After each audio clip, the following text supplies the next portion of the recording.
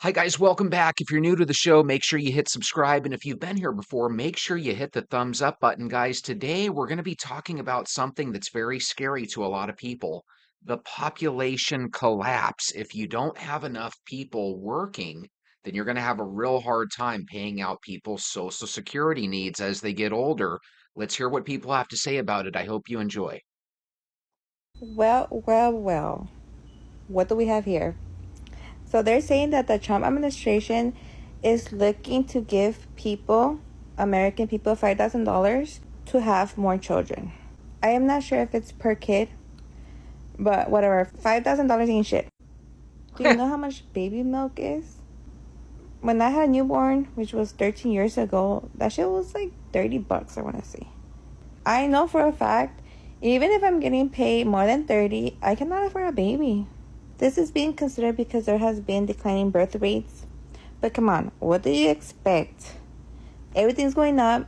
People cannot afford their kids. Would you guys take the $5,000? I wouldn't. My kid is way too expensive.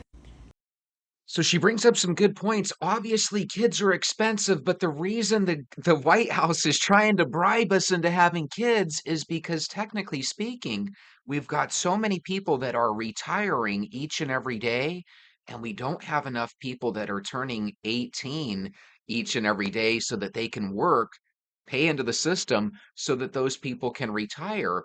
And right when Trump got into the White House, he wanted to stop the influx of immigrants coming in from the southern border. For all I know, those immigrants might have been helping us with taxes to pay off our seniors. I don't know. What are your thoughts? Let me know. You hear a lot about overpopulation and how we need population control and how people are having too many babies and we have to stop having babies because there's just too many people. I have heard this for over a decade now. We have the opposite problem. We have a birth rate crisis unlike anything that we have ever seen. It is finally starting to be acknowledged, at least in the United States, that we have a birth rate crisis. And the media and mainstream is finally starting to have this discussion that we in the pro-life space have been having for years. However, they are only acknowledging that this is a U.S. problem and are still failing to recognize that this is a global crisis.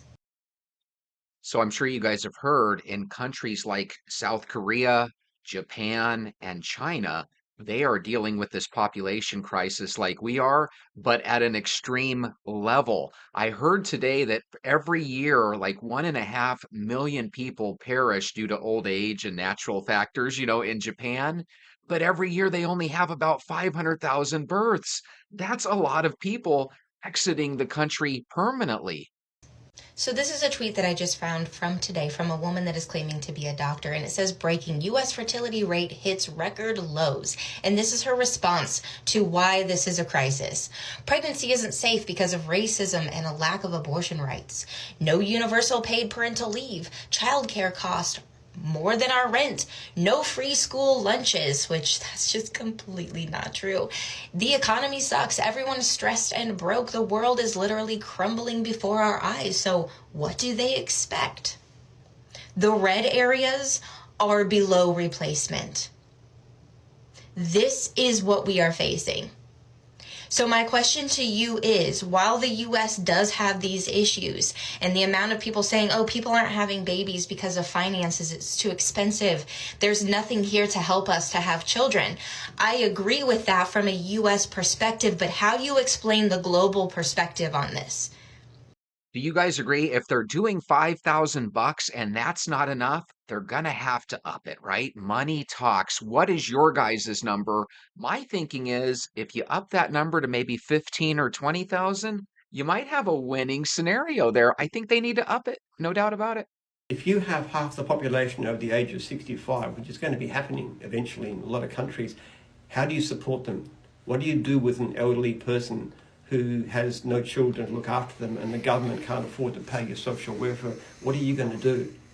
Because literally, if you're too old to work and there's too few young people, taxpayers, to support you, you are going to go very hungry and you're going to be in a lot of trouble.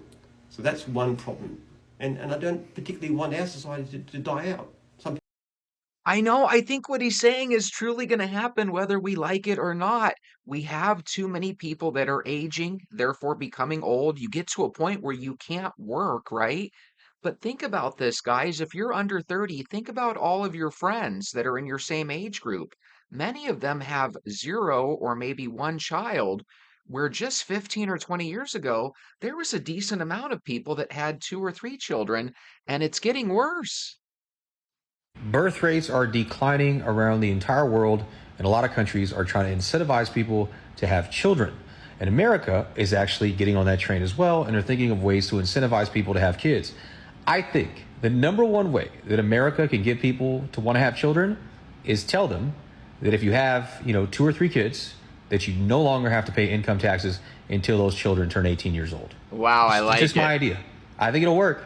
I mean, would you want to have kids if you found out that if you had at least two kids, you wouldn't have to pay income taxes until both those children were 18 years old? I mean, I like it. I don't know if the math would work out. So he's not talking about getting out of Social Security. He's talking about that federal portion of the taxes that come out of your check. I like that idea. I just don't know if it would make things even more challenging or not.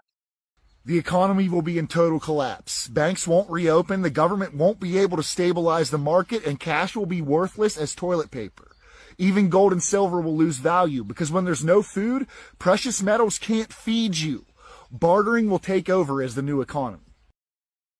We're going to all have to sell ass. How did that get in there? That has nothing to do with population. You guys know that the United States is running out of people, right? The national unemployment rate is just reported at 3.7%. And in places like Minnesota, as The Economist reports, the unemployment rate is at 2.1%. Now, that sounds great. Lower unemployment is better, but you do reach a point when there just aren't enough people looking for jobs.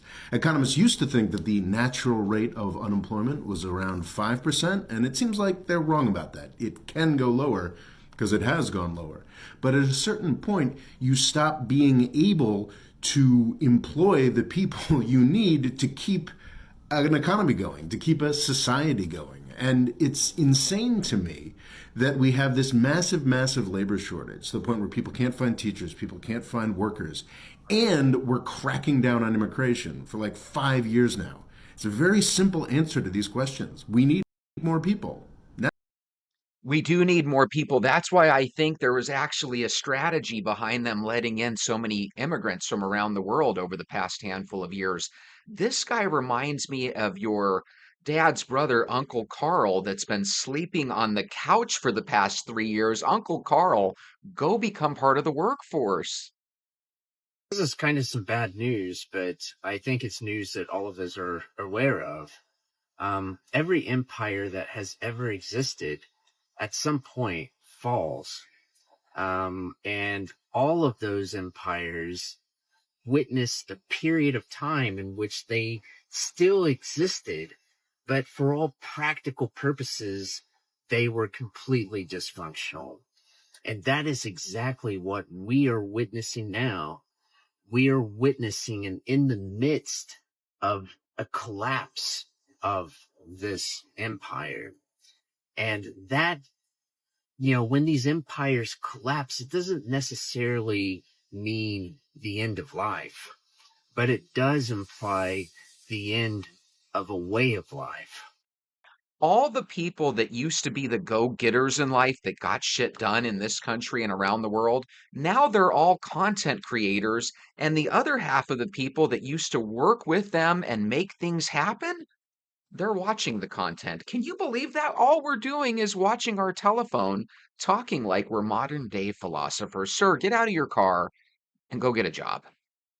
Birth rate decline in the US. And I think that is one of the most obvious things that we're headed into because people aren't having babies. They're not spending money, lack of innovation. And that's how empires pretty much die, right? Oh, look at that. Look at that trend. Yeah, Trend in the US birth rates. And it seems Wow. like if I was in charge, I would make it better for family formations instead of make it worse. But the government, if you look at anything from the 70s, they're like, there's going to be so many people, you're not going to be able to move. Like every professor was saying that. Yes, they really were. They were making it sound like, hey, we're going to have 3 or 4 people per every square foot, and it's going to be impossible. And I knew it was BS because every time you fly up in an airplane, all you see is tons and tons of empty space. The reality is, we need more people to have babies. Again, I think if we bribe people and say, hey, we're going to give you $20,000 if you have your first child before the age of 20, and if you have 3 children before the age of 25, we're going to give you $100,000. What do you guys think? Make me president and I'll make it a reality. Probably not. Probably not. This is absolutely false. The population of the US has been increasing every single year for as long as we have records. The myths of overpopulation and underpopulation were started by avowed white supremacists to try and fearmonger about the births of people of color. It is absolutely bunk pseudoscience.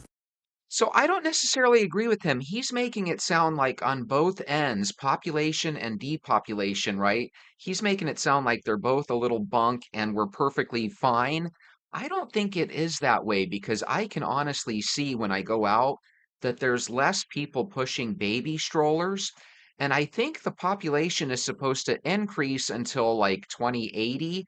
And at that point, it's going to pop down and start going lower and lower and lower, from what I understand. I don't know how they determine these models other than there's less people now that are having babies. So as you people that are in your 20s and 30s hit your 60s, you're going to probably have to work until you're 72 before you're able to take your Social Security payments.